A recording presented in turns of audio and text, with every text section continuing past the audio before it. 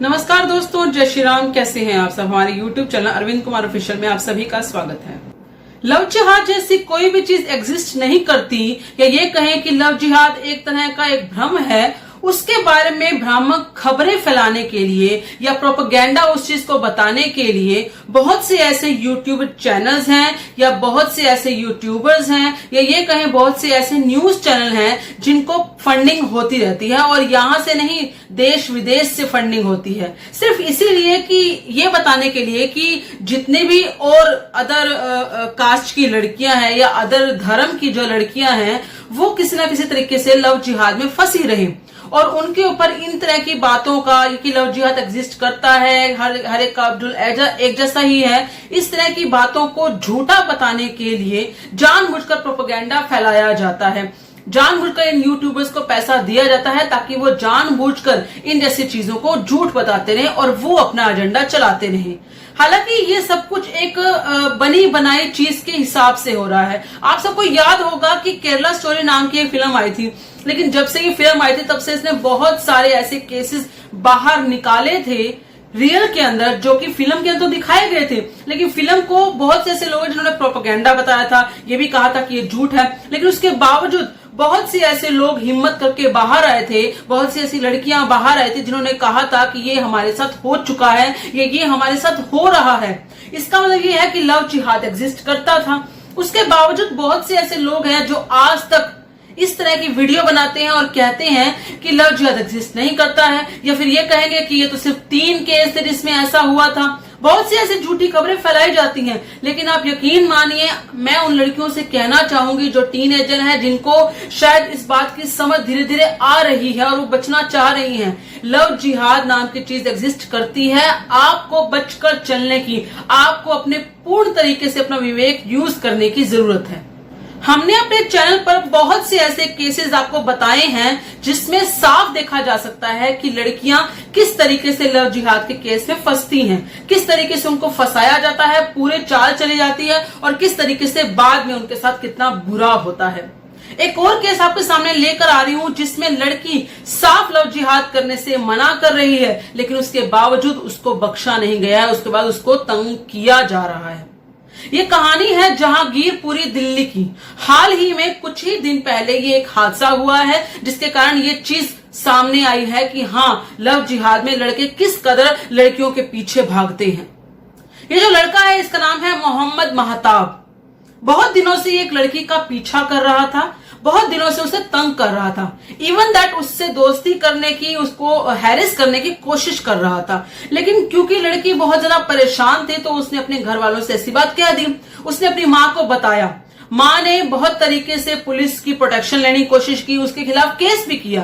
Police वालों ने उस लड़के के ऊपर केस चलाया भी सही, उसको जेल में भी डाला, उसके ऊपर केस भी लगाया, लेकिन वही बात है ना, वो जमानत उनको भरना बड़ा आसान हो जाता है। उनके पीछे बहुत बड़ी फौज जो खड़ी है, बहुत ऐसे लोग हैं जो उनका साथ देते हैं, बहुत ऐसे लोग हैं जो उनको प्रोटेक्ट करते हैं। इस वजह से वो लड़का जमानत पे बाहर आ गया, लेकिन जमानत पे बाहर आने के बावजूद उसके ऊपर निगरानी रखनी जरूरी थी, उसके ऊपर निगाह करनी जरूरी थी, लेकिन ये नहीं रखी गई। इस वजह से उस लड़के ने अपना कदम उठा लिया।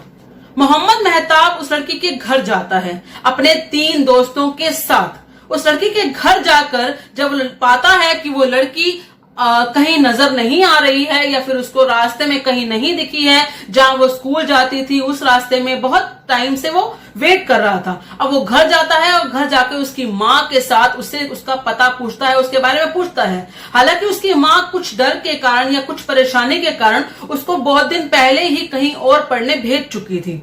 अब होता यह है कि उसकी माँ और उसका परिवार मिलकर खाना खा रहे होते हैं, वो लड़की वहां नजर नहीं आती है, और मोहम्मद महताब अपने पास रखी हुई बंदूक से उसकी माँ के ऊपर, उस हिंदू लड़की की माँ के ऊपर फायरिंग करता है, और मौके पर ही उसकी माँ की मृत्यु हो जाती है।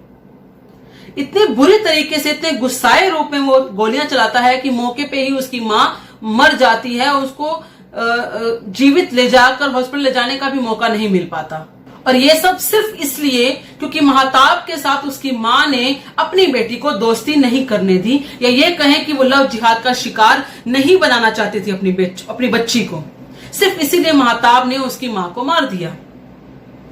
ये सब जो कहानी है ये उसी माँ के यानी कि उसी लड़की के जो परिवार वाले हैं बाकियों उन्होंने बताया कि बहुत बार पहले भी इसके परिवार ने और महताब ने मिलकर बहुत बार धमकी दे चुके हैं। उन्होंने ये भी बताया कि महताब के साथ जो है उसका परिवार भी मिला हुआ है, यानी कि उसकी माँ जो महताब की माँ है वो बहुत बार धमकी दे चुकी है कि तुम्हारी माँ को तो मारेंगे ही और साथ के साथ तुम्हारे जो बाप है उसको बीच चौराहे में ले जाकर मारेंगे। इस तरह की धमकी भी दे चुकी है, ये उनके परिवार वालों का कहना है। इसके बावजूद अगर किसी तरीके से स्ट्रिक्ट एक्शन नहीं लिया गया, इस वजह से वो लड़की की माँ जो है वो मारी गई है। मोहम्मद महताब हो या कोई जुनेद या कोई और या किसी भी तरह का कोई भी अब्दुल, वो अकेला नहीं है, उसके साथ उसका पूरा परिवार लगता है। याद रखिए वो अकेला नहीं है, पूरी कम्युनिटी उसका साथ देती है। यदि गुनाह कर देता है तो उसके बाद उसके गुनाह को छुपाने में उसका साथ देती है। यदि गुनाह साबित हो जाता है तो उसको पागल बनाने में पूरी कम्युनिटी साथ देती है। और जब तक गुनाह नहीं करता है वो, तब तक उसके गुनाह को करवाने में उसकी पूरी फैमिली और उसकी पूरी कम्युनिटी साथ देती है। ऐसा अक्सर देखा गया है बहुत से केसेस के अंदर, क्योंकि अगर हम ये कहें कि बहुत सारे ऐसे गुनाह हैं, बहुत से ऐसे केसेस हैं जो साबित हो चुके हैं कि उन्होंने ऐसा किया है। जैसे कि आपको याद होगा आफ्ताब का केस, एक लड़की जिसके उसने टुकड़े किए थे, श्रद्धा वालकर की बात कर रही हूं, उसने उसके टुकड़े किए थे और फ्रिज में रखे थे और उसी वक्त उसने अपनी गर्लफ्रेंड उसी कमरे के अंदर अपनी दूसरी गर्लफ्रेंड के साथ वहां पर अपना प्यार मोहब्बत इश्क फरमा रहा था और फ्रिज के अंदर उसकी जो पहली गर्लफ्रेंड थी श्रद्धा बोलकर वो पड़ी थी, यानी कि टुकड़ों में पड़ी थी।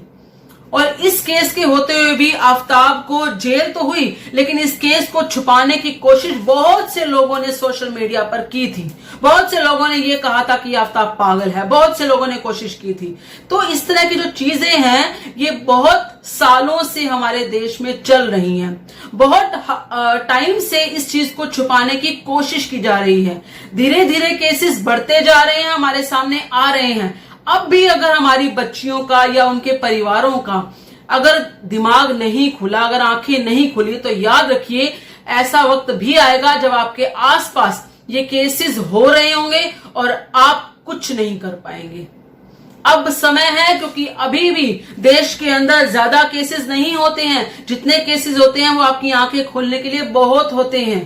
अगर अभी भी आप नहीं इस बात को समझते या आपकी बेटियां इस बात को नहीं समझती हैं या आप चौकन्ने नहीं होते हैं, तो ऐसा वक्त भी आ सकता है जब आपके आसपास के एरिया में या आपके घर के अंदर भी जितनी बेटियां हैं वो इस चीज का शिकार हो सकती हैं। वो वक्त भी आ सकता है।